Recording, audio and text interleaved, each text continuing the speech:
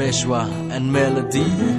Yeah, right, it ain't just another story, but every moment they spent together, we get to know them better and better.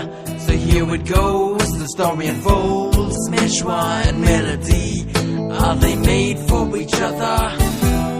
Cause all drink right, yeah,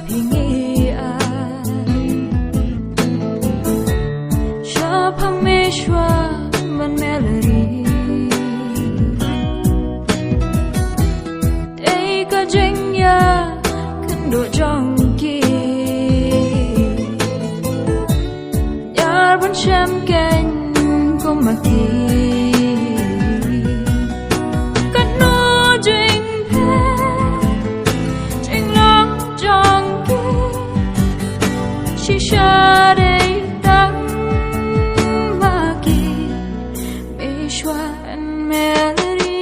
Hey yo, let me tell you this. Set your differences aside and try and solve that and makes everything slide. And with this song I bless you all to be strong, cause it's written down to be my Meshua and melody.